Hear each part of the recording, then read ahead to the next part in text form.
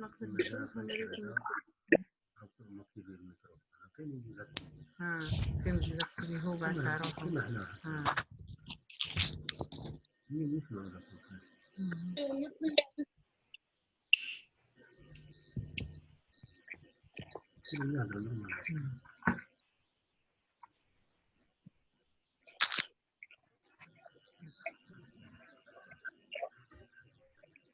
Voilà, pour l'atteinte périphérique des spondylarthropathies, l'atteinte articulaire des membres. Donc, la particularité de la spondyloarthropathie, c'est qu'elle donne des oligoarthrites, des grosses articulations des membres inférieurs, particulièrement les genoux et les chevilles. Les monoarthrites sont moins fréquentes. Les polyarthrites sont plus fréquentes dans les formes associées à un psoriasis.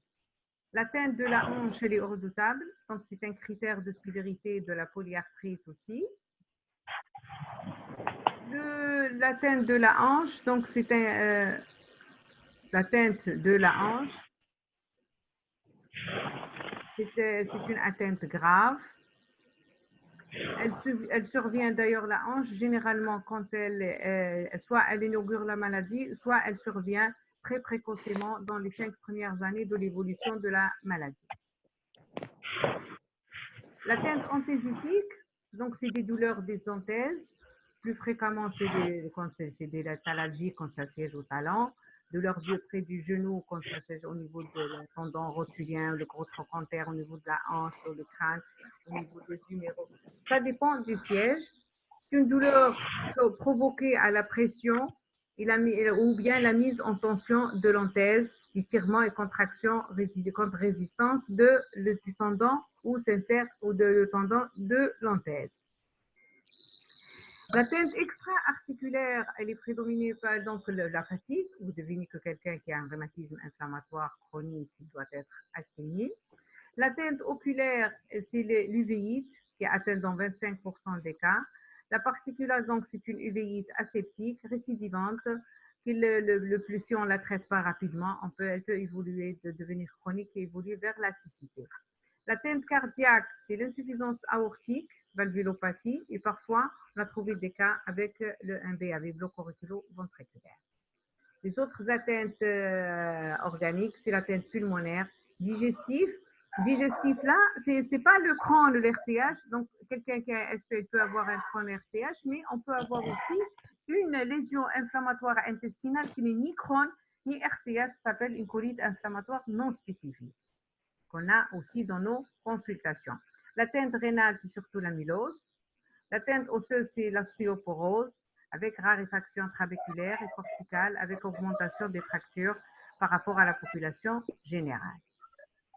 La radiographie, le diagnostic de la polyarthrite rhumatoïde, on a dit c'est un diagnostic clinique et biologique. Les spondylarthropathies, elle a une expression clinique et beaucoup plus radiologique. On demande normalement une radiographie du bassin, bien un grand cliché dorsolaire prenant les sacro-iliaques, ou bien des clichés centrés sur la charnière dorso-lombaire où il y a les anthèses. Quels sont les signes qu'on peut trouver au niveau des sacro-iliaques? C'est très spécifique de la spondyloarthropathie. L'atteinte des sacro-iliaques, elle évolue en 4 stades. Stade 1, pseudo-élargissement et du flou. Stade 2, l'irrégularité et l'érosion. Stade 3, c'est la condensation. Stade 4, c'est l'ankylose, c'est-à-dire la soudure de l'articulation. Ici, une radiographie normale, on a l'articulation des sacro-iliaques, coxo-fémorale, le symphyse pubienne. Regardez ici, condensation avec un pincement de l'articulation sacro-iliaque. Regardez là, disparition des sacro-iliaques, ça c'est le stade 4. Regardez ici, stade 4 avec atteinte des hanches, un pincement et une symphysie. La symphyse pubienne aussi, elle évolue avec comme les stades radiologiques de la sacro-iliaque.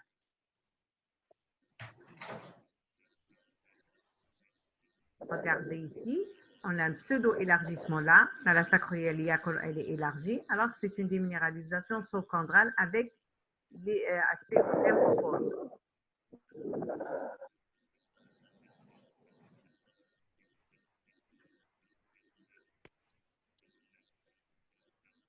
Parfois, je dis n'importe quoi. Facilité. Ici, sur le scanner, on peut avoir les régularités. Ici, un pincement. C'est des lésions qui sont plus précoces que l'atteinte sur la radiographie centrale. Ici, la sacroiliaque. Regardez la densité osseuse, une ostéocondensation avec irrégularité de la surface articulaire. Là, c'est la disparition totale, c'est une ankylose de toute l'articulation des sacroiliaques. Regardez ici, c'est une ankylose des sacroiliaques avec une coccyde. Vous voyez la teinte ici de la hanche, une arthrite de la hanche ici par rapport à celle-là. Il y a un pincement avec irrégularité. Regardez ici, la surface, elle est régulière. Regardez ici, soudure de la articulation sacroiliaque sur l'image de l'IA, du scanner. La même chose, regardez les irrégularités qui portent sur la berge iliaque. Regardez là, ici une radiographie normale. Regardez le stade 4, fusion du sacro-iliaque. Au niveau du rachis lombaire, on peut avoir des mises au carré. Regardez donc ici, ces bords-là vont être émoussés et la vertèbre, elle va perdre ses courbures, des signes de faiblesse de rachis, du rachis. Regardez ici une rectitude, une mise au carré et ses pans osseux. Là, là, là, là, là et là. Les pans osseux. Regardez une ankylose avec pincement spondylodicite, la vertébrale. Les spondylodicites avec des pans osseux, donc c'est l'union entre le syndesmophyte supérieur et le syndesmophyte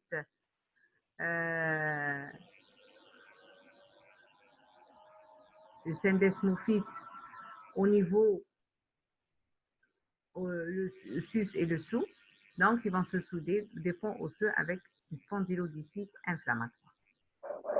Ça, c'est une personne qui va venir avec une raideur, une ankylose de son rachis cervical.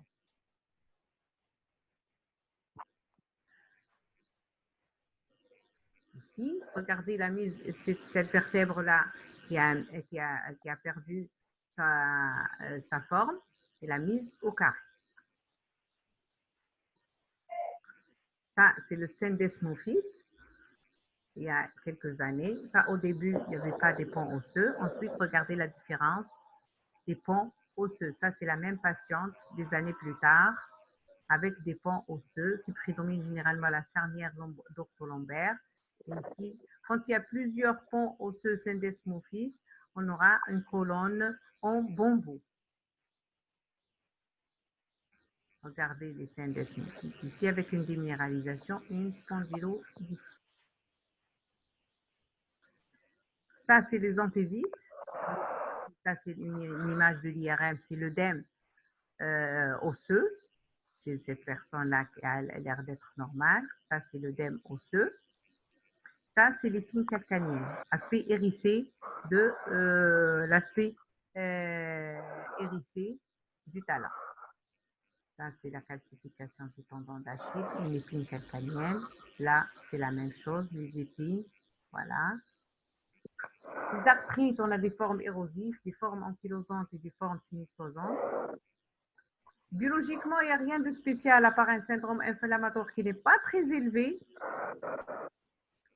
Il existe des formes axiales pures, donc les formes cliniques, soit des gens qui ont seulement l'atteinte axiale, seulement des gens qui ont atteinte périphérique et des gens qui ont une forme de spondylarthropathie avec une expression beaucoup plus des épaules antécédentes. On a des formes masculines et des formes féminines. C'est pareil, féminine apparemment, il dit que c'est moins grave. Et les formes aussi chez l'enfant et chez le sujet âgé. Le diagnostic différentiel se fait avec les autres rhumatismes inflammatoires.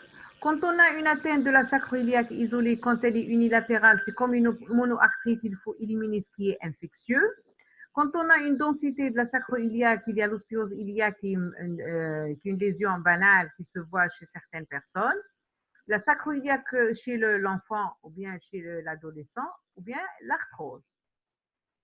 Les ponts osseux qui ressemblent ici au syndesmophyte, c'est pas des syndesmophytes, c'est l'arthrose, c'est les ostéophytes ici, qui ont une évolution horizontale. Ça, c'est l'hyperostose ankylosante. C'est des ostéophytes qui sont très importants.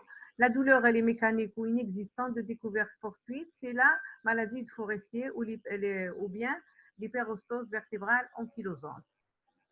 La SPA, c'est un rhumatisme inflammatoire chronique qui évolue par poussée, rémission, et ça commence par la douleur et moins de raideur. Ensuite, la raideur s'installe et la douleur disparaît progressivement. Quand il y a une raideur totale, la douleur, elle est moins importante qu'au départ. Il existe des autres spondylarthropathies d'arthrite réactionnelle, on va faire un cours à part. Il existe le rhumatisme psoriasique chez la population, c'est des gens qui ont le psoriasis. Ils développent un rhumatisme avec une prédominance de la teinte périphérique. Vous allez trouver des lésions cutanées, mais rarement ça manque, dans certains cas très rares, car ça manque. Et on a l'association avec le HLA-B 25%. Généralement, ça ressemble beaucoup à la polyarthrite rhumatoïde, mais ça donne une atteinte des interphalangiennes distales. On a une atteinte périphérique, une atteinte axiale ou les deux. Et ça, elle se traite comme pratiquement la polyarthrite rhumatoïde. Regardez, ça donne un doigt en saucisse, des doigts en saucisse avec ces lésions-là, c'est les lésions du psoriasis, même sur la peau. La même chose, un orteil en saucisse. Des manifestations aussi d'Imiki, des rhumatismes qui sont liés à l'atteinte avec Crohn et PH. Ça donne la même chose, soit une SPA, soit une atteinte périphérique. Le SAPHO, donc c'est le SAPHO, c'est synovite, acné, conglobata, pustulose, hyperostose sternoclaviculaire, ostéite, amicrobienne. Là, les SPA indifférenciés. Les facteurs de mauvais pronostic, vous les avez sur votre document. Pour les critères diagnostiques, on utilise des critères amorphes qui sont pratiquement tous cliniques à part la radiographie du bassin. On a des critères aussi de la SAS. Le traitement. Le traitement donc, a pour objectif de traiter l'inflammation, la douleur, prévenir la raideur et l'ankylose et les déformations. Le traitement angulaire ici dans la spondylarthropathie, c'est les anti-inflammatoires non stéroïdiens pour la forme axiale. Les antalgiques peuvent être utilisés pour l'épargne des anti-inflammatoires, les ANS comme on les a vus dans la polyarthrite rhumatoïde, c'est la même chose, les mêmes doses, les mêmes effets secondaires. Les corticoïdes ne sont pas efficaces dans la spondylarthropathie, sont peu efficaces et ils sont utilisés pour le traitement local, c'est la même chose. Les traitements de fond qu'on utilise quand on a surtout une atteinte axiale, c'est les anti-inflammatoires. Ensuite, s'il ne répond pas aux anti-inflammatoires, on passe aux anti-TNF, de la même façon que dans la polyarthrite rhumatoïde. Par contre, la forme périphérique, on peut utiliser les anti-inflammatoires, sinon les traitements de fond, le métaux, la salazopérine, les flunomides, comme déjà enseigné dans la polyarthrite rhumatoïde. La rééducation au traitement physique s'approche donc beaucoup, donc ça donne, c'est le traitement important. Il est prescrit en même temps que le traitement symptomatique pour éviter les déformations, l'ankylose et prévenir l'atteinte de flécissement de la hanche et tout. Et surtout, les gens, vous savez que le spondylarthritique, il a une façon de marcher, donc toujours, ce sont des gens qui, à force d'être ankylosés de son rachis, ils ne peuvent plus voir l'horizon. Quand vous, eh bien, ça c'est l'orthèse, si quelqu'un, malgré ce que vous faites, il est en train de se courber en avant, il vaut mieux mettre le corset de Schwein qui va réduire ou bien qui va prévenir la déformation en antérieur pour que les gens gardent l'horizontalisation du regard. Traitement local comme l'APR, le traitement chirurgical, la même chose, sauf que pour l'atteinte vertébrale, elle est très difficile, voire même impossible. Voilà, il nous reste 2-3 minutes. Vous avez des questions? Je vous entends?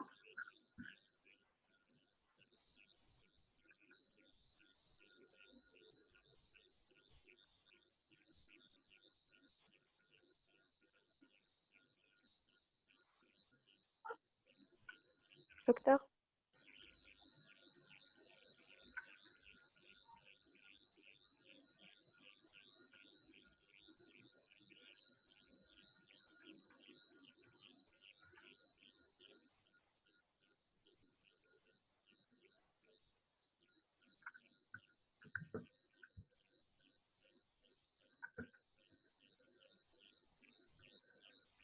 Est-ce que vous avez des questions?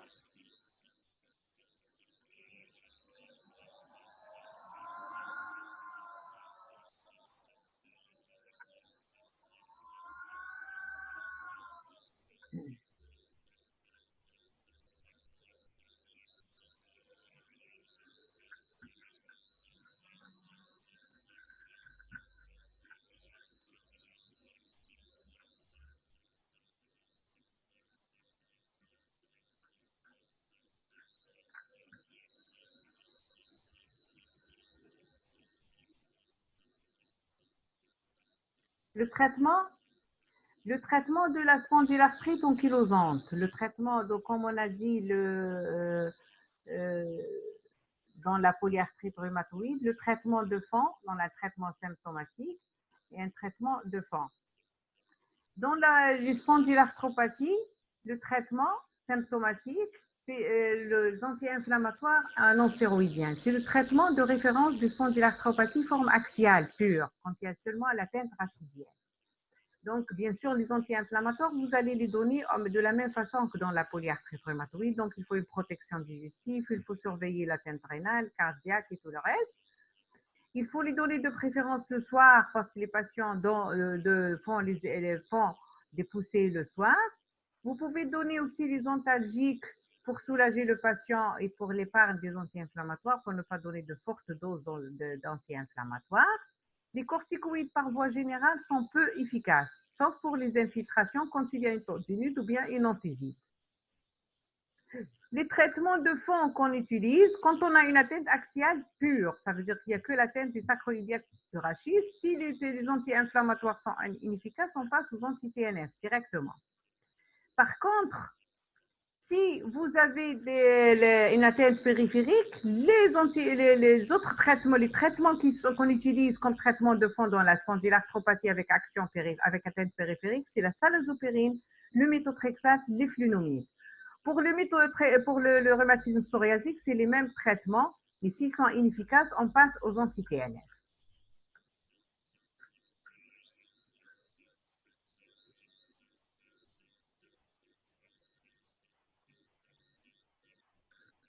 Non, les vidéos ne sont pas sur YouTube.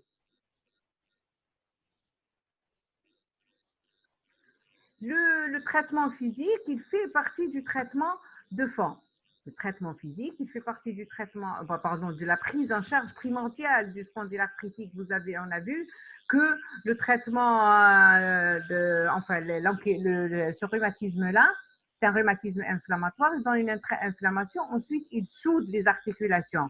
Donc, la rééducation, elle fait partie prenante du traitement dès le départ. Donc, quand vous écrivez l'anti-inflammatoire, vous mettez d'emblée la rééducation pour prévenir les déformations et l'ankylose chez ces patients-là.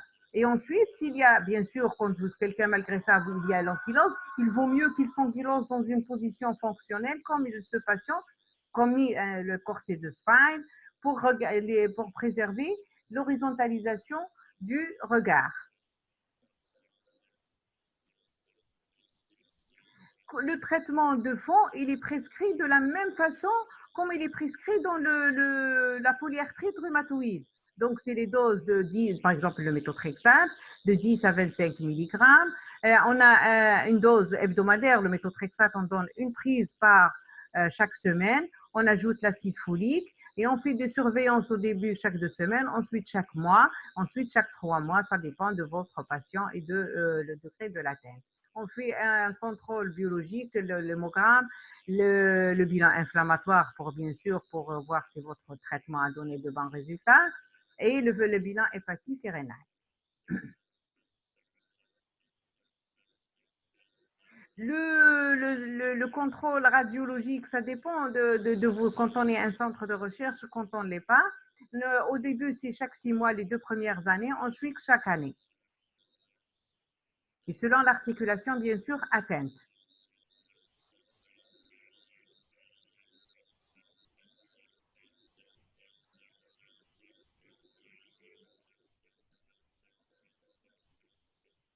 Est-ce que vous avez des questions? Je ne suis pas en train d'entendre malgré qu'on a libéré normalement vos micros.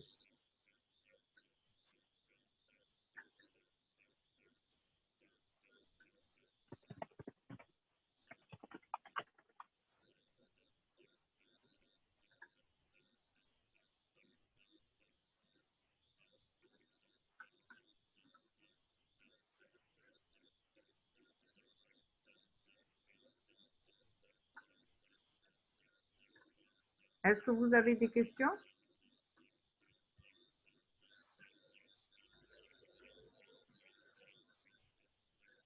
Bien sûr, le sport, il est conseillé. Donc, le sport est conseillé chez nos patients, particulièrement la natation. La natation pour le dos. Le sport, l'idéal pour ces patients, c'est la natation et la gymnastique. Gymnastique vertébrale et tout. Parce que ces patients, il faut faire coûte que coûte les laisser souples. L'association chez le même patient, c'est exceptionnellement rare, mais ça existe. Ça existe. On a vu dans ma vie, peut-être que j'ai vu 2 cas. Ça existe.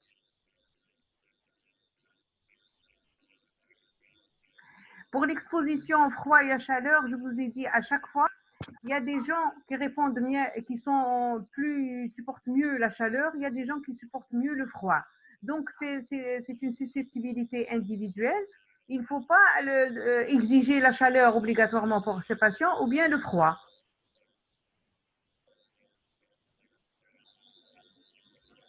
La radio de profil n'est pas indispensable parce qu'on cherche le pincement en fait. Sur le profil, ça ne se voit pas. Il y a la superposition de plusieurs images et on voit très mal le profil de la main d'ailleurs, même dans en traumatologie comme vous l'avez vu. C'est très difficile. On fait généralement le trois quarts roulé ou bien un doigt, mais la main, ça ne donnera pas vraiment ça ne nous aide pas pour le diagnostic. Donc la face. Quelle est la durée du traitement? Vous parlez de quelle durée?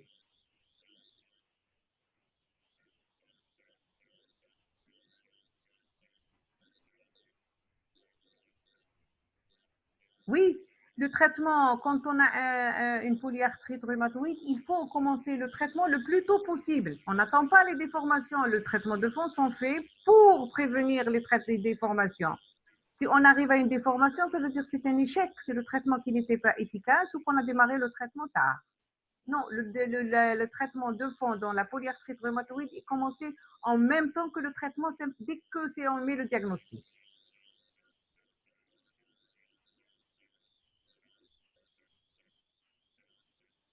Voilà. Est-ce qu'il y a d'autres questions?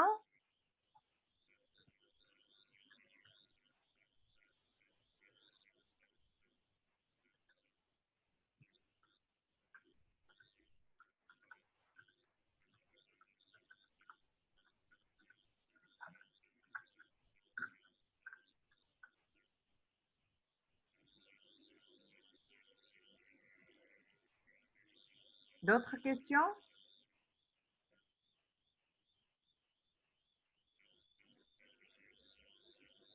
La polyarthrite rhumatoïde, donc la polyarthrite rhumatoïde, la lésion, du point de vue physiopathe, il y a atteinte dans la polyarthrite rhumatoïde, on l'a dit qu'il y a une atteinte de la synoviale, de l'articulation périphérique.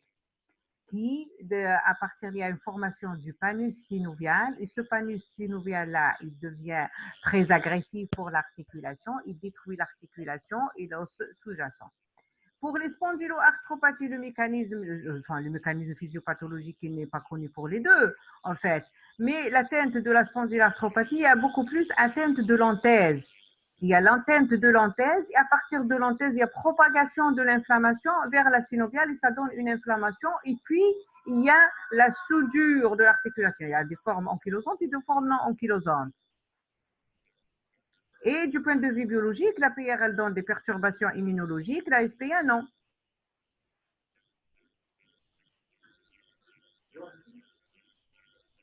Ça fonctionne.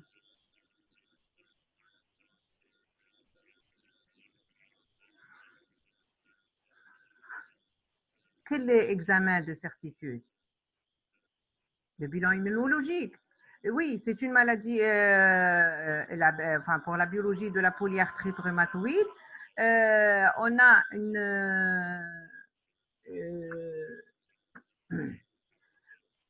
On a une maladie, on a une perturbation biologique, on a surtout le facteur rhumatoïde, les anti-CCP, parfois les anticorps antinucléaires.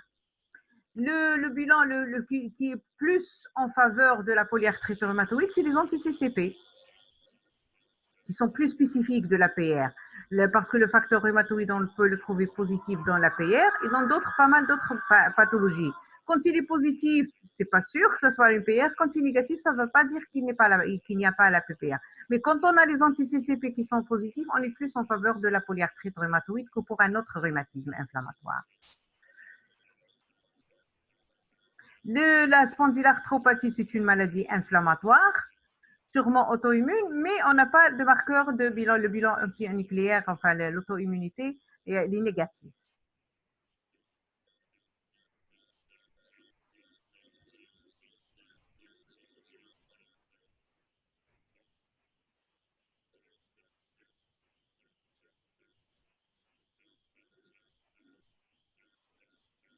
Oui, je vous ai dit, il y a les critères diagnostiques pour le facteur de mauvais pronostic, il faut les lire et s'en savoir pourquoi le facteur de mauvais pronostic pour la PR, ainsi que les facteurs de mauvais pronostic pour les spondyloarthropathies, ils sont dans votre bouquin.